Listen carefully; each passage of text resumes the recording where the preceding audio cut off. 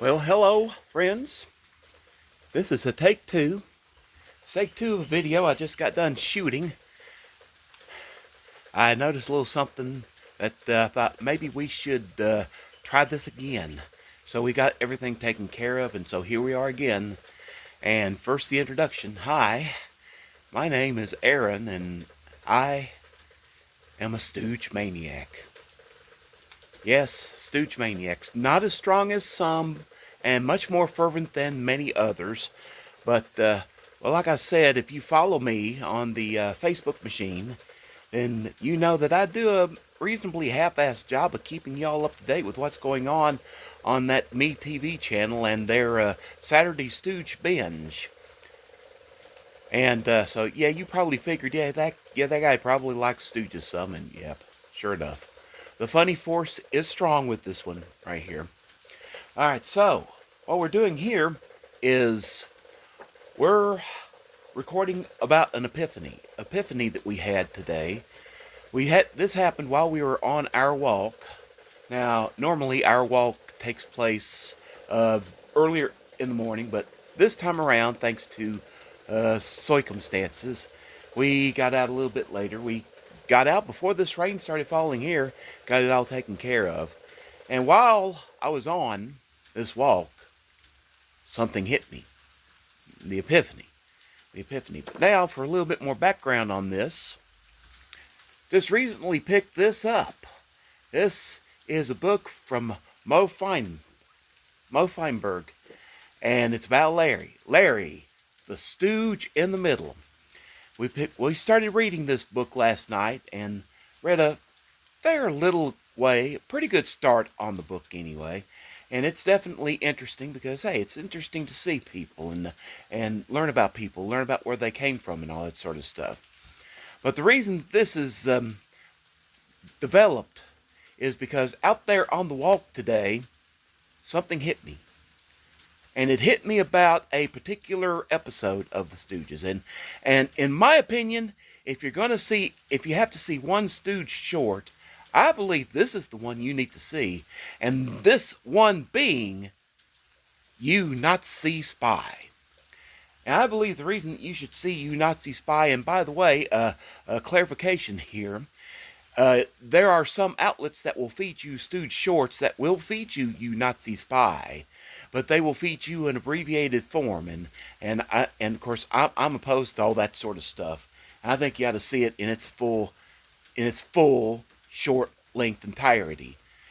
And the reason that I feel this way is because, come to find out, when it comes to Hollywood's war against Mr. Mustache and the empire that he built there in Germany, you know who the point was? You know who the tip of the spear was? It was the Stooges.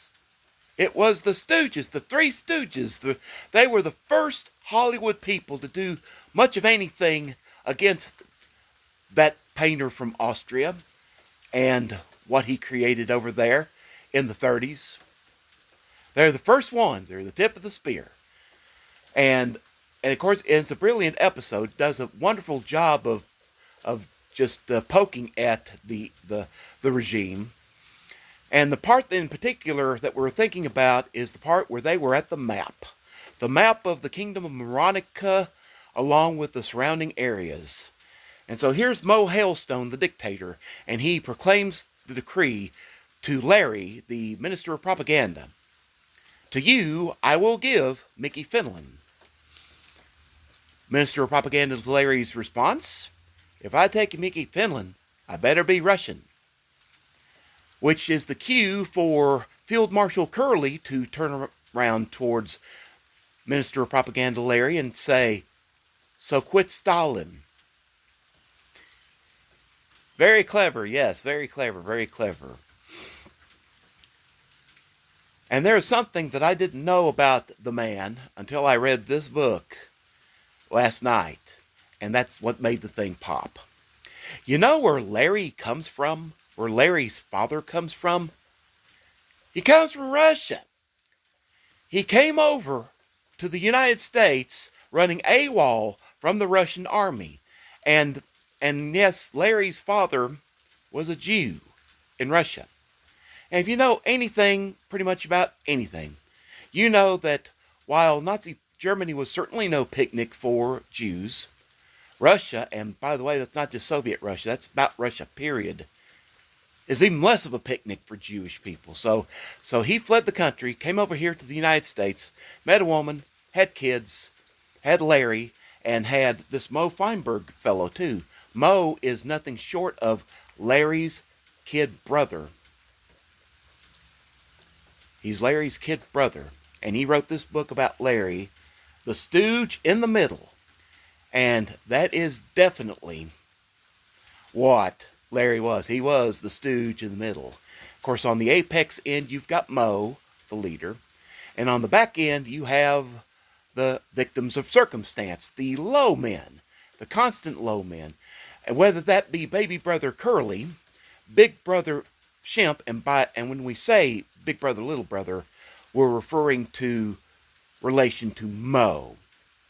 Mo's baby brother Curly, real name Jerome, big brother Shemp, real name Samuel, or the replacements. And by the replacements, we're talking about Mid-America's stooge Joe Besser and fellow stooge from the city of Brotherly Shove, which is where Larry is from, Curly Joe Dorita.